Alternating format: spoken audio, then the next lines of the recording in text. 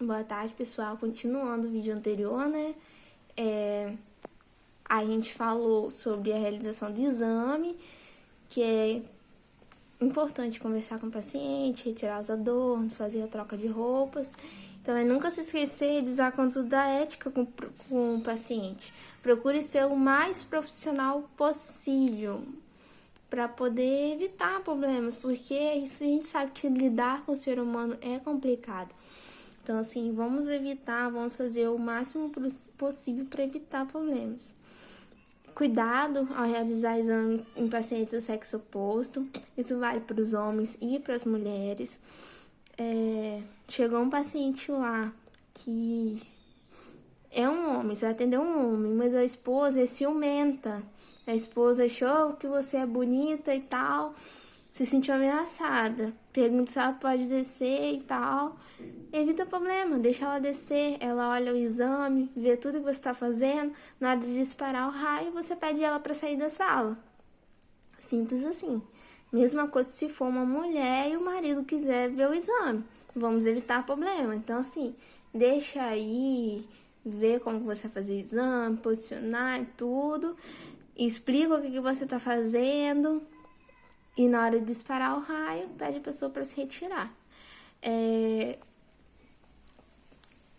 Paciente de menor sempre tem que ter um acompanhante. Nunca faça um exame em um paciente menor de 18 anos sem o acompanhante.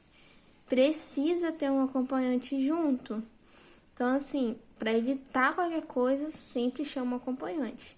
O acompanhante acompanhou o exame, viu tudo que você fez. Na hora de disparar, pede ele para se retirar da sala.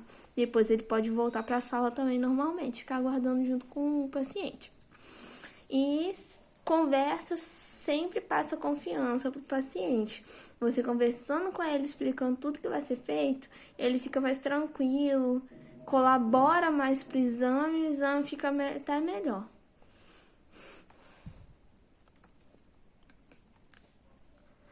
Atenção aos parâmetros técnicos. Quando for realizar o exame, sempre se atentar à técnica, à distância, o posicionamento do paciente. Confere se o filme está certinho, se a gaveta está fechada. Muitas vezes a gente posiciona o chassi ali dentro, a gente esquece de fechar a gaveta. Então, a gente acaba tendo que realizar aquele exame de novo. Então, assim, vamos colocar a distância certinha, confere o filme, confere tudo direitinho, vê se o paciente está no posicionamento que você colocou antes de disparar o raio, para você não ter que disparar duas vezes. De repente o paciente mexeu um pouquinho, saiu do lugar. Você terminou de posicionar, terminou de fazer tudo, na hora que você for disparar, o paciente saiu. Antes de disparar, confere. O biombo, ele tem uma janelinha, então confere se o paciente está direitinho, confere tudo antes de disparar, para não ficar irradiando aquele paciente várias vezes desnecessariamente. Então, isso é muito importante também.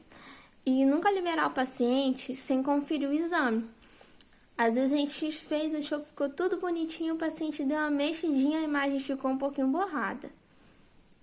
Às vezes cortou um pouquinho uma fratura, em cima da fratura. Então, assim, fez o exame, confere, vê se a imagem tá toda certinha, se aquela imagem tá boa, para depois você liberar esse paciente, para ele vestir roupa, para ele colocar os adornos dele de volta, para ele sair da posição, porque às vezes você disparou, pediu o paciente para colocar roupa e tal, e foi conferir a imagem enquanto ele se vestia. Na hora que você terminou de ver a imagem, tava ruim, não ficou bom o exame. Você vai ter que pedir a pessoa para tirar a roupa tudo de novo, se trocar, posicionar ele todo de novo. Então, já deixa o paciente mais ou menos no lugar que você fez o exame, olha a imagem para depois pedir ele para poder sair da posição, se trocar e você poder levar ele de volta para a recepção para poder liberar ele para casa. A gente sabe que a gente já tem vários tipos de paciente, então a gente tem que se atentar a cada tipo de paciente para poder saber como agir em cada caso. A gente tem os pacientes colaborativos, são aqueles que a gente vai lá na recepção, chama, seu José. Seu José tá visivelmente bem, tá andando, tá conversando, tá lúcido. Aí você busca esse paciente lá na recepção, faz a anamnese, orienta sobre o exame, coloca a técnica, posiciona o filme, distância, tudo bonitinho. Fez o exame, ele vai colaborar. Você explicou ele sobre a apneia, explicou que ele precisa ficar em pé, botar as mãos na cintura, ficar paradinho. Você explicou isso, ele vai te entender, ele vai ajudar. Então é aquele paciente super colaborativo. Vai ser super rápido, super simples de realizar o exame. Beleza. Só que nós temos aqueles pacientes também não colaborativos, que são adultos incapazes, que têm algum tipo de deficiência, principalmente mental, criança, idosos. E esses são exames que exigem muita paciência. A gente tem que conversar bastante com aquele paciente. A gente vai precisar da ajuda de um acompanhante para poder ficar ali. A gente vai precisar de contenção. Então, assim, exige mais trabalho e mais paciência para fazer esse tipo de exame. A gente sabe que às vezes que a gente não vai achar uma contenção, um imobilizador bonitinho desse jeito, né? Então a gente tem que usar um pouco da criatividade. Às vezes usar um lençol para amarrar aquela criança. E idosos e crianças, principalmente, a gente tem que conversar. A gente conversa, a gente tem que conseguir a confiança daquele pacientezinho ali, principalmente para criança. Usa uma forma lúdica. Fala que você vai tirar uma foto dele, fala que vai pedir ele para respirar, para cheirar uma flor na hora de fazer a apneia. Explica ele como se fosse ele cheirando uma flor bem cheirosa. Usa uma forma lúdica para você poder convencer aquela criança e ela te entender e ajudar para que o exame fique bom. E sempre o acompanhante vai ficar ali na sala. Praticamente sempre o acompanhante vai ficar dentro da sala na hora de esperar o raio. Então a gente tem que disponibilizar os EPIs para ele: avental, protetor de tireoide, óculos, luvas se necessário.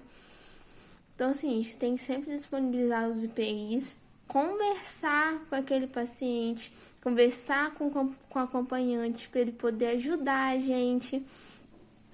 E se precisar, usar algum tipo de contenção para poder fazer esse exame. E tem que ser um exame, sim, que tem que ter mesmo paciência. Não adianta você falar, vou fazer tudo rápido que vai dar. Não vai dar. Então, você acha que você está sendo rápido, eles são mais rápidos ainda para sair da posição e vocês vão fazer tudo errado. Então, assim, tenha paciência, conversa. Se você não conseguir, se você não tiver essa habilidade, se você não tiver essa paciência, chama alguém para te ajudar. E os pacientes politraumatizados, que exigem uma atenção redobrada, porque ele está provavelmente com algum tipo de fratura e a gente não sabe. Ele chega ali na prancha dos bombeiros e a gente não sabe o que realmente tem ali de fratura. Então, assim, a gente tem que manipular o mínimo possível esse paciente. Não pode tirar hipótese nenhuma da prancha dos bombeiros. Tem paciente que o médico já avaliou, já fez uma triagem e ele quer sem a prancha. Aí vem na solicitação médica que ele quer sem a prancha. É a orientação dele, ele autorizou. Então aí você pode tirar. Caso contrário, não tira de jeito nenhum. Não tira os imobilizadores, principalmente com a cervical.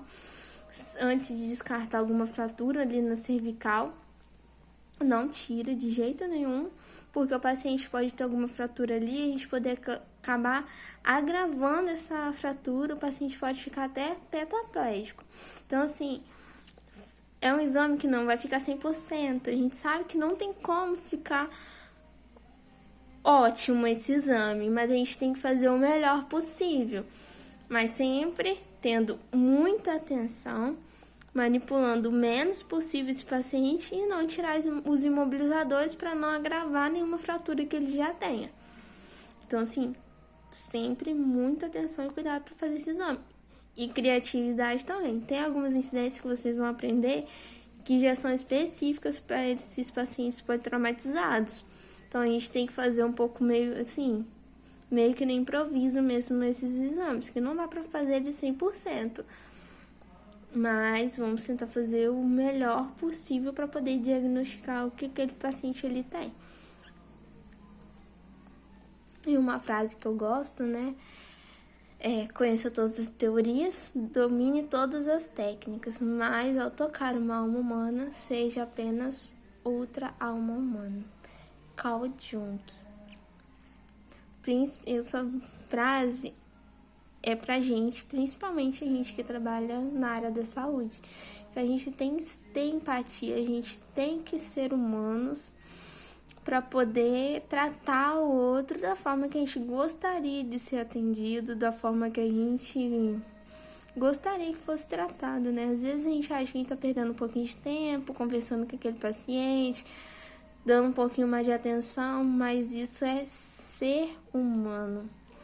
Então, assim, isso é extremamente importante pra gente que é da área da saúde.